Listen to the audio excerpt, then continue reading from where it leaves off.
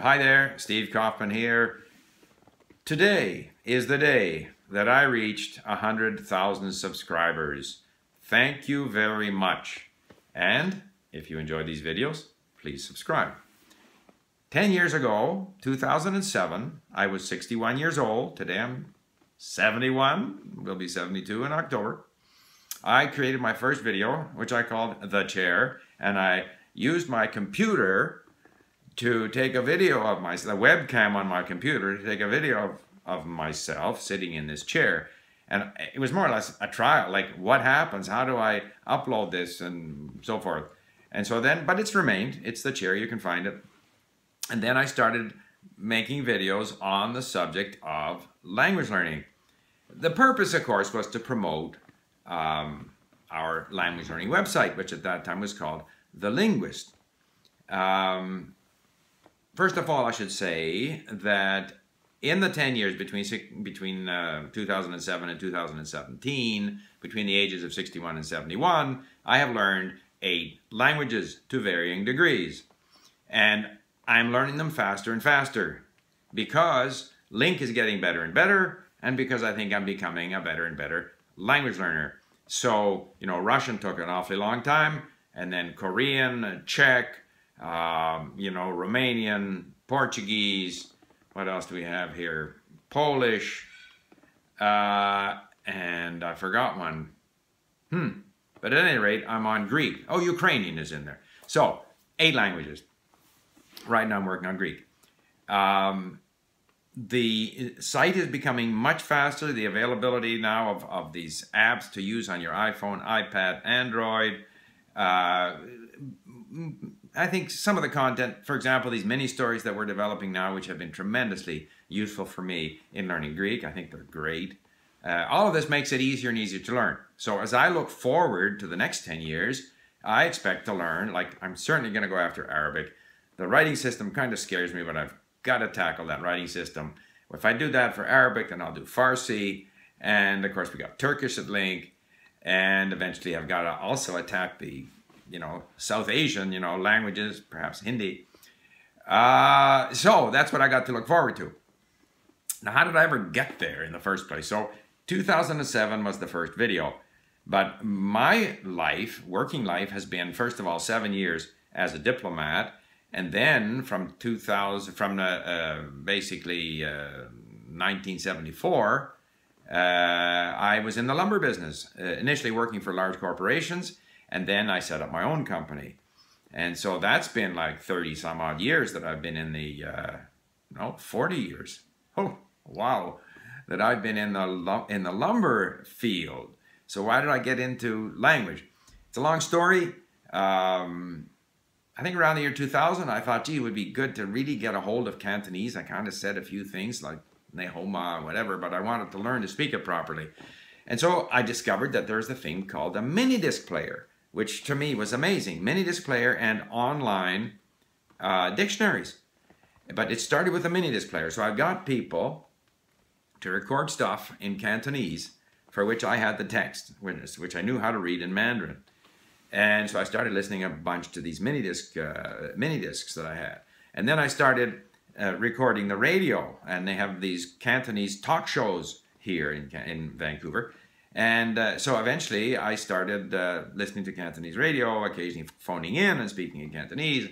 And I discovered that there was a Chinese immigrant who had come to Vancouver and had all his money stolen, all his life savings stolen at the airport. And since my company at that time was involved in creating software programs for sawmills, which we were selling in Scandinavia and the Baltic States, we said, well, we'll give this guy a chance, we'll hire him. If he's good, that's great for him and great for us.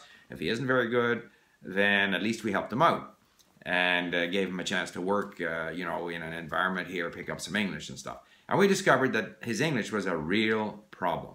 And so we devised a program for him based on what I always would have liked to have had for my learning German and Spanish and whatnot. And that is to say, some system for easily looking at words and phrases, saving them, reviewing them, and if possible, tying it to audio.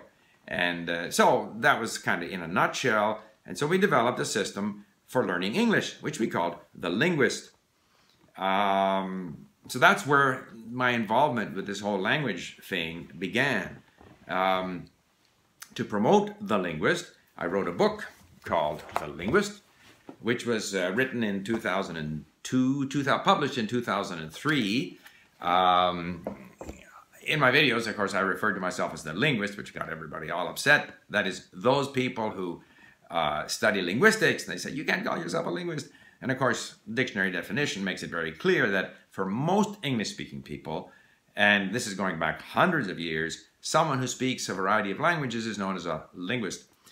Polyglot has become perhaps a more popular term amongst people who know what the term means, but I still believe that a majority of native speakers of English don't know what the term polyglot means. But I'm more comfortable using the term now. In fact, there's a whole community of polyglots. I go to conferences and so forth and so on. But I wrote the book then to promote our site, The Linguist, and I also published it in Chinese and also in Taiwan, by the way, and went to China twice, gave speeches to universities in China. We had about 10,000, sold about 10,000 copies of the book each in China and in Taiwan. Tried to interest the immigration department here in Canada, and they wouldn't, because they're more interested in how they can acquire more funding from the government, not necessarily in how they can help immigrants learn English. So in the end, we decided that we would change it from an English-only system to a multi-language platform and look for, learners all over the world. And that's where LingQ developed. And I can't tell you, I can't remember the date when The Linguist became LingQ. The whole thing has been a very lengthy process, lots of trial and error. It's been a long road, but what we have today is just so much better than what we had way back then. It's not funny. So there you have it. 10 years. I look forward to learning more languages for another 10 or 20 years, however many years I have. We are continuing to improve LingQ. I hope that all of you continue to pursue your interest in languages, whether it be one language that you're trying to learn or more than one language. I can assure you that the first one is the most difficult, because you have to persuade yourself that you are capable of transforming yourself into a person who can speak another language comfortably, fluently. And I'll digress a bit, because I did a video in French, and I said à mon avis I said de mon avis instead of à mon avis. Of course, in French we say à mon avis. So there was great discussion about how could you possibly make such a mistake if you claim to be level C2 in French. I just want to emphasize that no matter how good you are in a language, you're always going to make mistakes. And I know people who, I would say, master English, who have a vocabulary far better than the average native speaker, but they occasionally will make a mistake. It may be a habit that is very deeply ingrained that they consistently make as a mistake, or it may be a mistake that occasionally slips in to their language. We should not be afraid of making mistakes. Mistakes are how we learn. If we aren't making mistakes, we aren't challenging ourselves enough. So, just a digression there. 10 years, 100,000 subscribers. Thank you very much.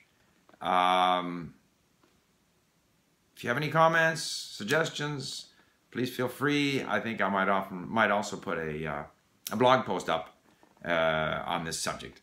And there you have it. I look forward to the next 10 years. Thank you for listening. Bye.